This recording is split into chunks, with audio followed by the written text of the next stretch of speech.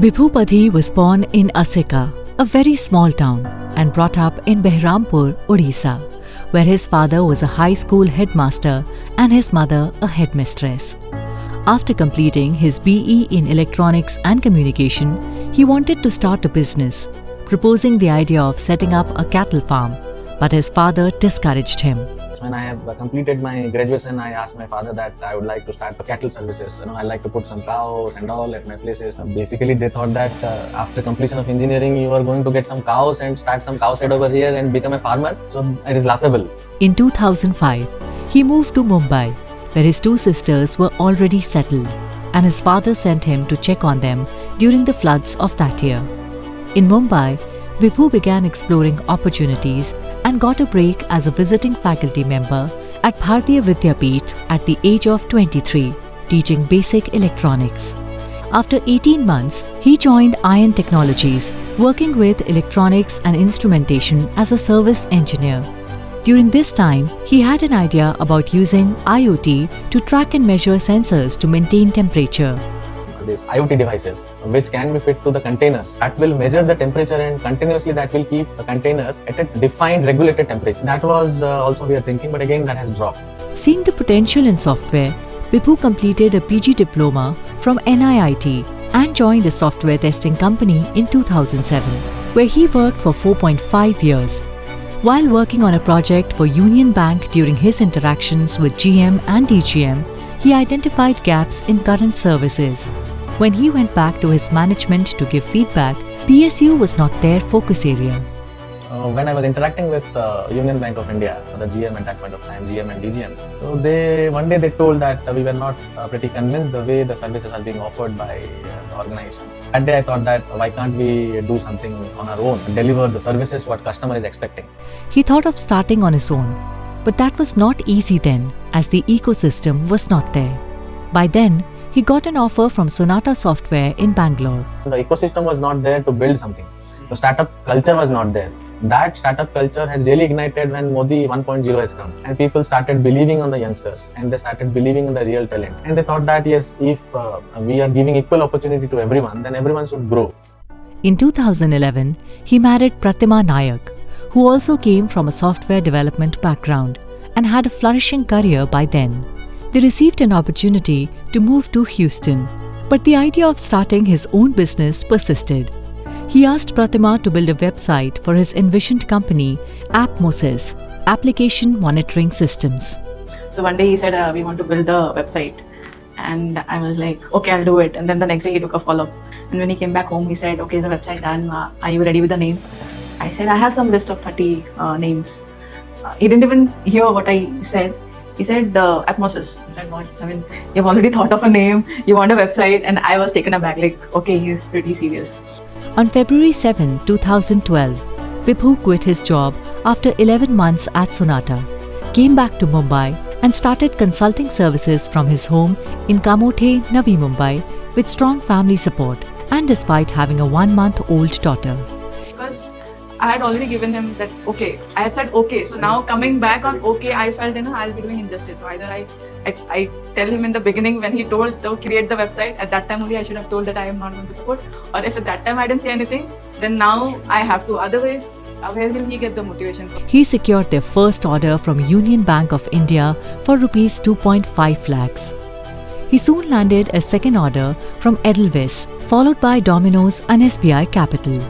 As orders grew, he brought in his sister Sangeeta Padhi, a chemical engineer in the piping industry. She had a very settled career too, but agreed to join him. She took certifications for software testing to cope with the business needs.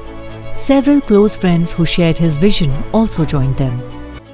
So after 3-4 months, I joined him full time because he wanted me to do the marketing, and he was a technical as well as marketing person. So I being from this piping background and turbine design, boiler design, so I was purely a design guy.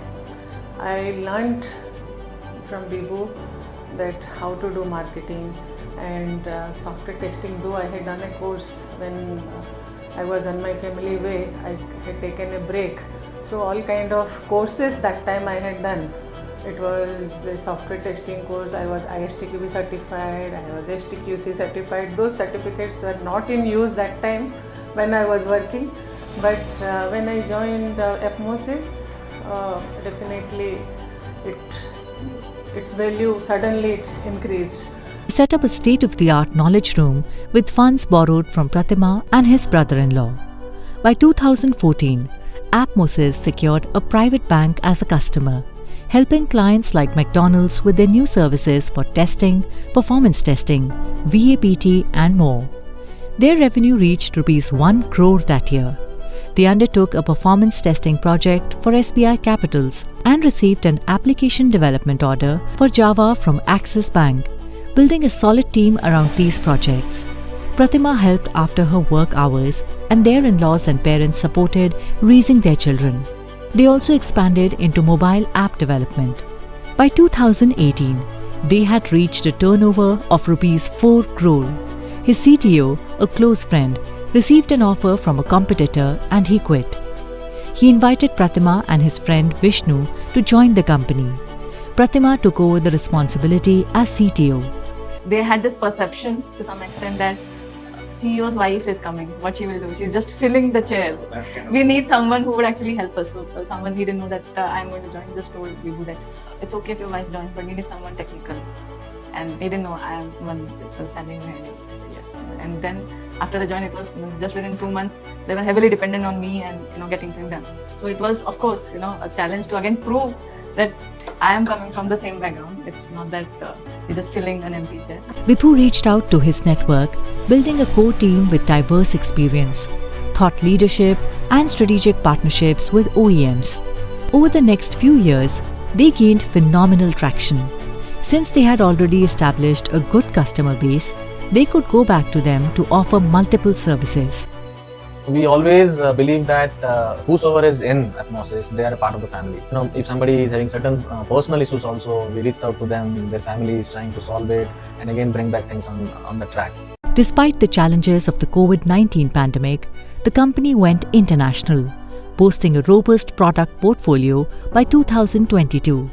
By 2023-24, they crossed the ₹100 crore milestone, opening offices in Dubai and Canada. Their headcount is 1,200 plus now. With plans to reach a ₹300 crore milestone by 2025, they have a set path until 2027. They wish to get listed. So whatever we have achieved in the last year, 2023-24, the forthcoming years, the targets we have put to ourselves is 3x. So from 100 to 300 is something that we are looking at. It's a fairly significant jump that we are looking at. Bibhu's story is a powerful example of how hunger for growth, a clear vision, and strong support systems can drive entrepreneurial success. Despite numerous challenges, his dedication to innovation, client-centric approach, and ability to inspire and build a committed team have transformed ApMoSys from a home-based startup to a thriving international enterprise. This journey underscores the importance of resilience, adaptability, and the courage to pursue one's dreams.